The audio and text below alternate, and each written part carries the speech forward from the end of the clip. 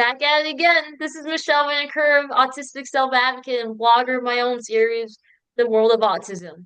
And I still have my guest series going still, and I actually have a brand new guest on today. Her name is Michaela. Hi, Hi Michaela. guys. Hi guys. How are you doing today? I'm doing good. So nice to have you on for the first time and all. It's very exciting. And Thanks. I thought it'd be great for people to get to know you a bit. So I'm gonna turn it to you now. Yeah, that'd be great. Let's see. Um, a little bit about me. And so I was originally diagnosed back in like 2006 with what's called nonverbal learning disability. Um, so I was originally diagnosed with that because autism wasn't a thing back then. But my sister, who actually she was taking psychology classes at the time, was like, "Oh yeah, she's autistic. Like she should get checked out." Because I had hard times like reading social cues and all that. Like math was a struggle, um, and it wasn't really a thing back in the early 2000s, mid 2000s. It wasn't until 2019 that I was officially diagnosed with an autism diagnosis. I knew I had autism since like before, Mhm. but I wanted to get my own diagnosis before I got off my parents' insurance before I turned 26. Um, so in 2019, I got my official diagnosis of level one. So very, like, not very much support needs, but still needing support. Um, Yeah, let's see. I'm going to grad school, which is a huge accomplishment. Um, I'll be done in like midsummer, late summer. So that's exciting. That is Um, exciting right there. yeah. Let's see. Trying to think. What else do you want to know? Well, I that's interesting that you officially got diagnosed way later in life. How did you start to pick up on that, the fact that like you pretty much knew that you were autistic? Yep. So how did you pick up on that? Um, like subtle cues. My A lot of it was I like to stim. So Hmm. let's see. I have like this blanket that I stim. So I stim like this blanket. I go like this with it Hmm. when I fall asleep, and I would do it with like other blankets. Um, I was really bad at like math, so like anything geometry was horrible because it's all spatial.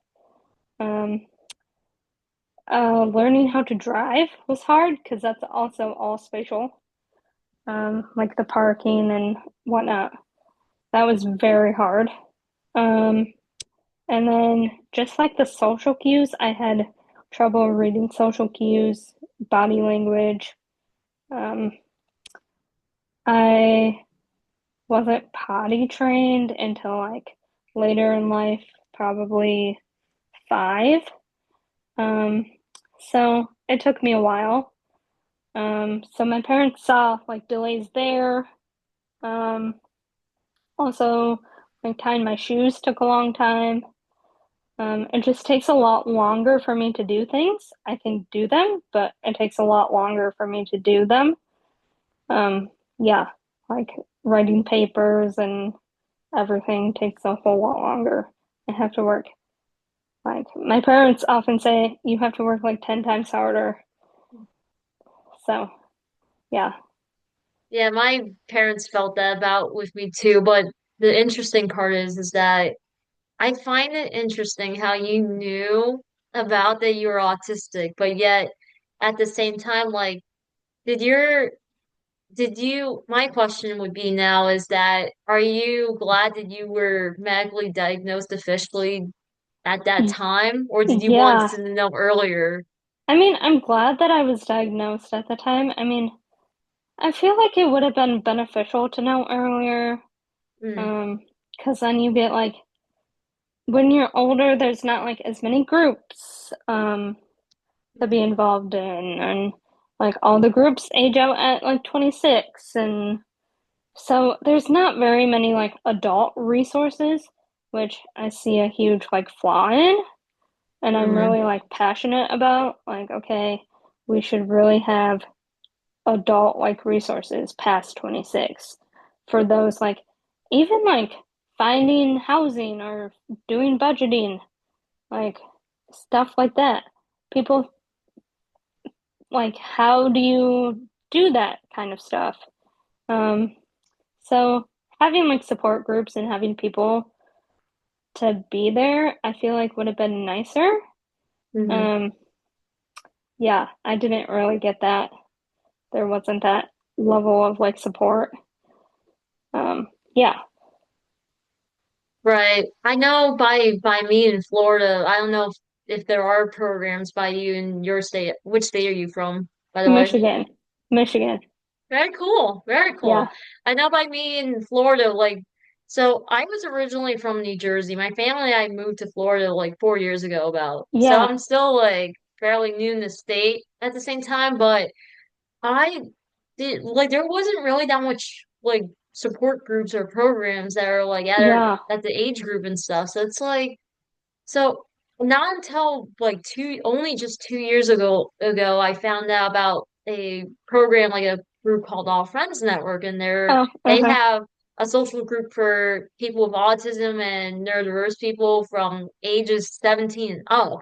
So I was like, Wow. and it's run by someone who has cerebral palsy. So it's Oh, like wow.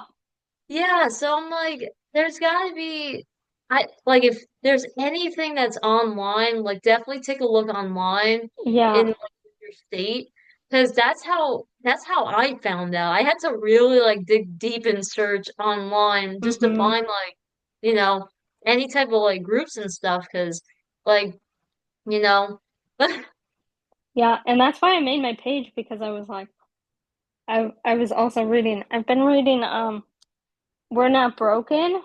Have you Mhm. read that book? Um, Who is it by again? I think I um, might have, but it's by Eric Garcia. This one. oh, I haven't read that one yet. I do Oh need to yeah, order it's that for so good. myself. It's so good. So I've been reading that and like how like there's laws that like and how we don't spend enough money on people like who are on the spectrum or have disabilities or anything like that. Um, which is hard. Like we're trying to find the problem, but there's no problem. So yeah, that's that's that's hard when you're like, okay, these things go until 26 and then Hmm. there's nothing else. So yeah, having that gap is difficult. Yeah, especially like it varies state by state too, it seems, I because know like it you never does. know where like yeah. I know it does, which I think that's why the online communities are super nice. Hmm. Um, yeah, I just wanted to like connect with people like online and be like, oh, like what's your experience sort of thing. Um, Hmm. because everybody's experience is different, but just like I feel like, and I don't know if you feel this way as well, but like having somebody who like understands you, um, and is like you, like, yeah, I have a roommate or whatever, I have family, but like they don't get inside your head. Hmm. Um, they don't understand like why you do a certain thing, like why you cross boundaries or why Hmm. something may not be as like as weird to you. Um, yeah, so that's interesting. Um, Yeah, that can be interesting. And I know because like with me and my family, so like I have three other siblings. They're all neurotypical. So yep, it's like living in a family that's neurotypical, it's you gotta learn things from the in the world and stuff, and they have to adapt just as much as we do. So it's like exactly, it's exactly. you know Yeah. It's a And lot to process. there's things that like neurotypicals do that you don't do, and they think that you're like weird for doing it, and you're like, Hmm. yeah, yeah. I Yeah, remember it's one in, time my siblings were like, "Are you gonna sleep with your stuffed animal for life? Like even when you get married?"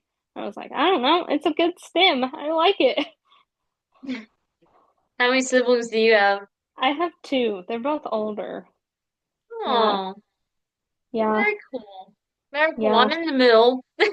yeah, I'm in the middle with my brother, so yep, yeah. yeah, yeah, yep. It's definitely, how did your how did your siblings feel when they found out that you were autistic? My sister knew. Um, I don't know how my brother felt. Um, yeah, I've never asked him how he felt. Hmm. That's a good question. Um, I know my mom started reading a lot of books, and was very like curious. Hmm. Um, my dad was sort of the same. He'd start to like send me videos and like he even still does it now. Like, do you ever feel this way? Like he'll watch a video and ask me and I'll be like, yeah, like that's basically how I feel. There was one with like um demand like avoidance and Mm. that he sent me because I like do a lot of that, which frustrates him because he'll ask me to do something and then I'm like, no, I don't want to do it. That's Um, actually relatively new that's yeah, out there. Um, yeah, that's I forgot the full name for it, but I know part of it is stands for demand avoidance and stuff, and yeah, that's been a whole new correlation that's coming out. And I'm like, yeah, huh. yeah, yeah. So my dad will ask me to do things and I'll be like, no, I don't want to. But like if he suggests it, then I'm more like apt to do it. And I was like, oh yeah, that's how I feel. Like I feel that way 100%. Like even my roommate will be like, well, do you want to do this? Like, or like, are you gonna do the dishes? Like, now that you want me to, no, I don't want to, but I know I should. But yeah, it's just hard, like, because it pushes people's buttons and they're like, what are we supposed to do with this? Right. It Yeah, seems like the way that like just by changing the wording kind of helps though. I know. Changing the wording helps a lot. Mm.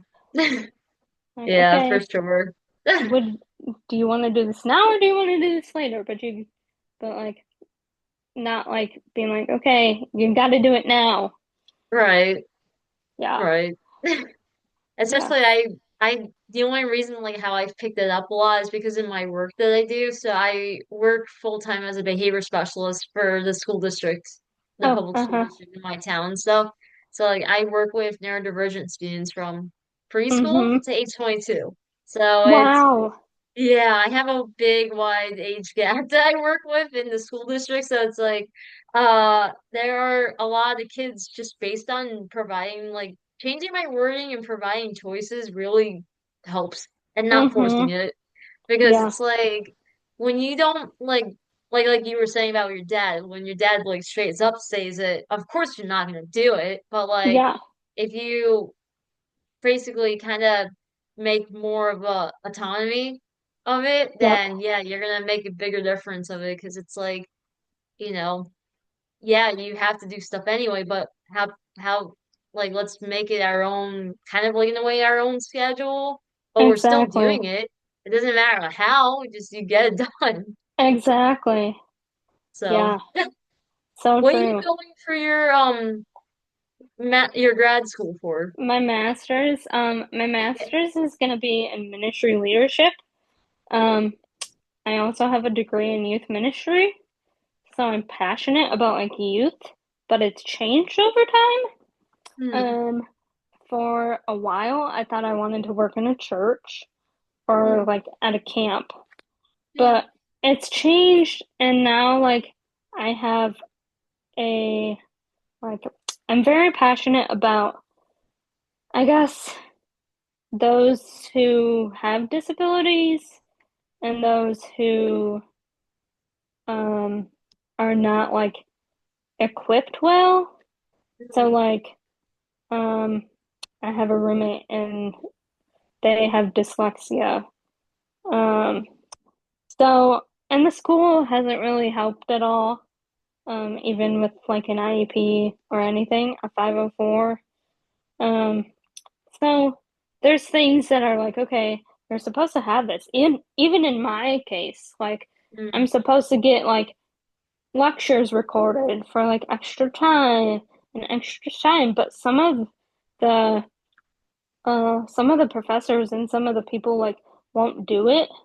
mm, Um, so like advocating on their behalf, I guess, has been really important to me. Um, and be like, okay, you know this is important and you know this is the law.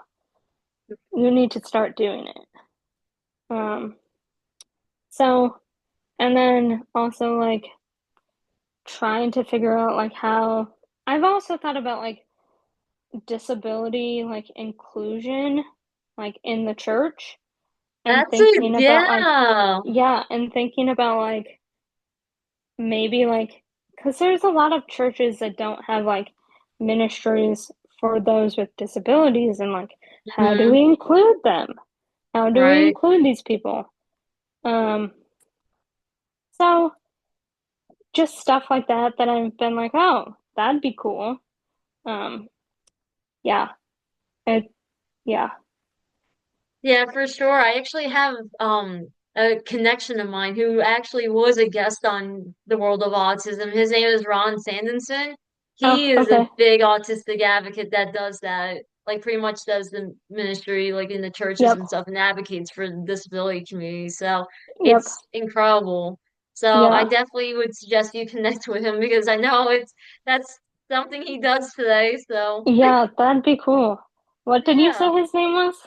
Ron Sanderson, Okay. Sandison. Okay. First name is Okay. Ron. Yeah. Okay. I'll And he's have to got look like him a up. ton of books too that like he has out and all. Oh, So sweet. yeah, What a lot of what's your autism books out. what's your favorite of his? So there's actually one book, and I will show you that right now. Just here. Okay. I will show that. So one of the books is with Adulting on the Spectrum. He Ooh. just published this out, by the way, for those that are wondering. Definitely check this out. Yeah, so I would definitely get that. He's got like a bunch of books and all, and there's plenty of other like autism books that I definitely encourage with getting, especially with Dr. Temple Grandin. If you don't know who she Oh. is already, Uh-uh.